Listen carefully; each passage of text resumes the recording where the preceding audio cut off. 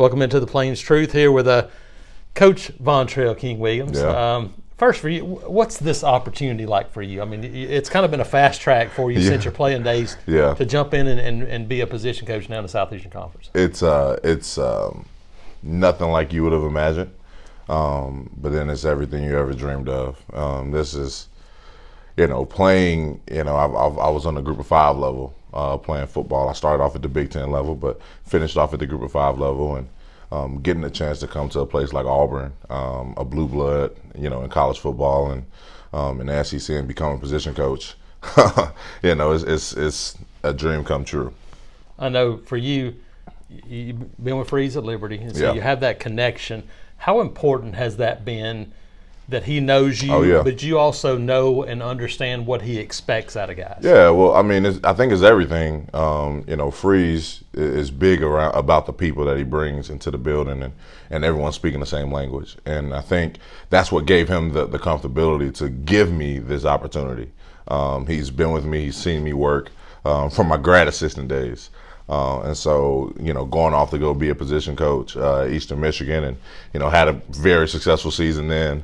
And then coming here, and he saw me work again from leaving my own position group to assisting someone like JG, and, just saw how I worked and saw how well we worked together. And I think that's ultimately what gave him the confidence. Yeah, he's had a history of finding young guys, watching them develop, and then those guys turning into coaching stars. Man, when you look at that, you go, man, it's now my time. I mean, look, because he has. I mean, JG, but there's been a long guys before him. Well, it's funny because when I read something that said that, I said, oh my goodness, that's a lot they putting on my shoulders. But I mean, it's an honor just to think that that is a possible footprint for me to walk in. I definitely don't take it lightly. Some of the guys that he has, given their first chance to, they are goats and gurus as far as coaching defensive line. And so I try to learn from them and take as many things from them as possible, and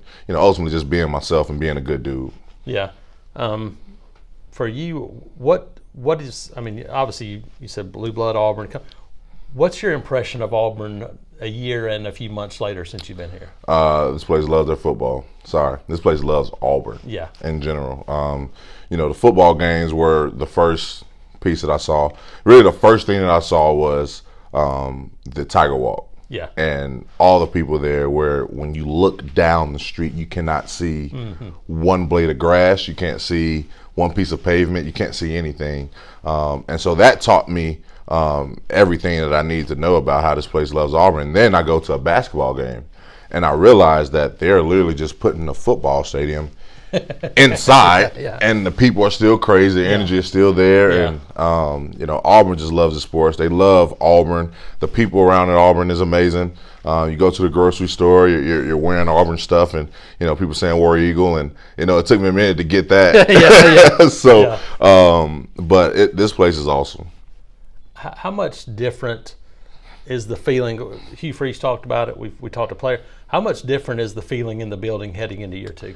It's a feeling of confidence, but it's also a feeling of camaraderie. I think that last year, not just the staff, we brought so many guys in from the portal, and trying to fix the roster in a fast way so that we don't be too much of an embarrassment. And so with doing that, you bring people in that don't really know what the standard is, and the culture, and on top of us being the first year staff. So now having the older guys here, and having a year to implement our culture, it's been great. It's been great. And I think the biggest piece is everyone speaking the same language, from the staff to the leaders of our group, to the players. And you bring you guys in year 2 as well. Yes. But you've got the building blocks now. Yes. For guys that understand. Is that a big deal? It is. It's a big deal to have a guy like Keldrick Faulk being in our room, who learned from Marcus Harris last year. It's a big deal, because now when you bring in, those transfers, or even the freshmen, Keldrick, guys like, I say Keldrick, but there's many, Keldrick, Jason, those guys, they're like, okay, this is the standard. And so it's either you're going to get with it or you got to go. And so I think that part has been huge with having those guys, being here and being a part of our culture for a year. Yeah, there's not many of those guys, even from last year, that have been around. You got Keldrick, obviously Jason Zakivas. There's a few guys, but you jumped out with Keldrick. That guy's just heading into his sophomore year. Yeah. What's different about him? Everything? I think, when he first came here, he was a pup. Like, didn't really know much, was quiet, kind of in his shell. Even when, you look at the first game that he played, it wasn't, the best. And so you start seeing, he put weight on, and throughout the year he had to start due to injury. And you start seeing his confidence level go up. And I think the biggest part was you start seeing him have success. And so the more success he started to have, the more of a voice he started to get. Yeah. And so this offseason, I think he's taken the offseason by storm, leading the entire group, interior and, edges. I'm so proud of the kid because I'm just like you're watching, a kid develop right before your eyes. What does it mean when you have a guy that's one of maybe your most talented guy that's also one of those guys that takes on that role? How much does that impact? That's everything, because he's the standard. He's the guy that everyone's like, okay, I want to be like him.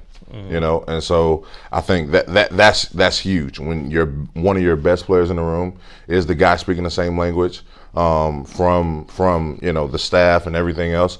I think that's the best thing ever. Yeah, you had to get older, and you knew that. Yeah. Go out and bring in a couple of guys in the spring and a couple of guys after the spring. Yep. What have you seen out of those guys heading into the season? Work ethic, obviously everything. How much you think? Obviously they're going to have to play. Yeah, well, there's a reason why, right? Yep. I mean, we were going to be young and had some holes that we need to fix.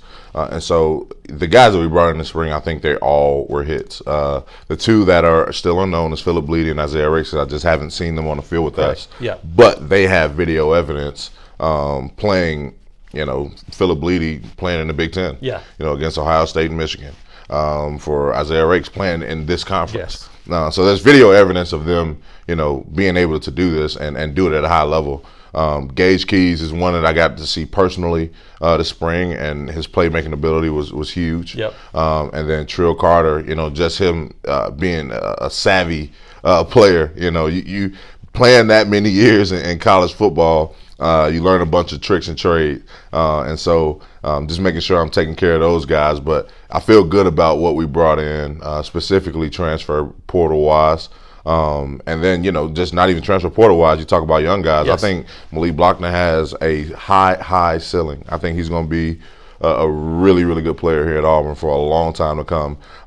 He, as long as he continues to do the things that he has been doing, being a student of the game, taking the strength program and all that stuff serious, he's going to be one of the great ones here. Yeah, TJ comes in, bigger body guy. Yeah. There's some guys, Darren Reed left over.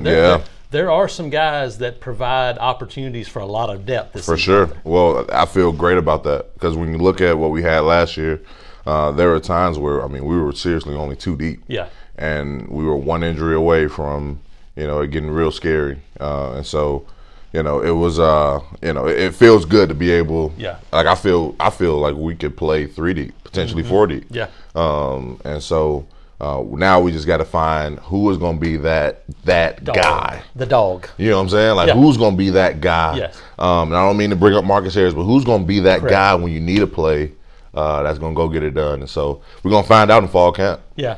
Bobby Jameson Travis. You know what that jump is like. Go to college back to D1 level. And he wasn't here last spring. Right. So it was a tough transition. How much do you think it helps now that he's had a year under his belt heading in year 2? I think it has been. I think it's going to be great for him. Yeah. Because now having an off season with us, also having the spring where we get to coach you. Yes. And get a little time with you. I think we're going to see a big jump from him as well. He had a really good spring. Has had a good off season as well. And the thing about Bobby, when you turn on his junior college film, it's probably one of the best D-line junior college films I've seen, so he has it. Also, him getting some playing experience last year, I think helped him as well because, there was one particular time where he made a mistake and now he knows, all right, shoot, I can't do that on this level, and not be out there. Yeah, exactly, right.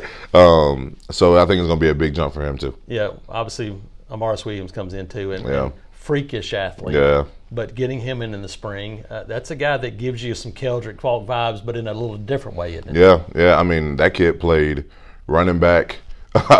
He played everything in high school, and he's progressing well. I think he's picked up, about 10, 15 pounds, if that, of muscle, and looks great, and is running well, and is playing violently. When we're out doing some spring drills. So super excited about him and his upside. Yeah, you mentioned 3 deep, 4 deep.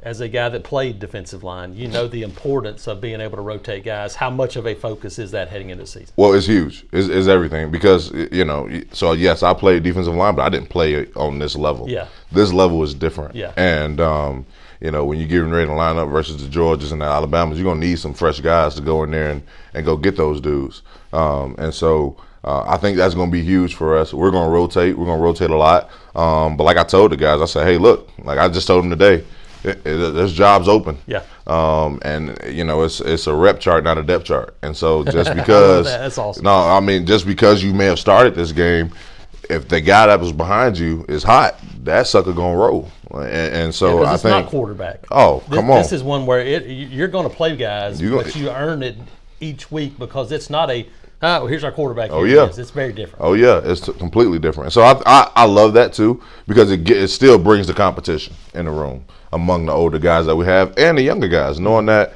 hey, everybody got a clean slate, big dog. Like go get it. If you want to play, go get it. Yeah. How much fun for you is the recruiting process? Because you're a relationship guy. Yeah. How much fun is that part of for you to go out and not only sell Auburn but sell yourself and sell what the possibilities are here?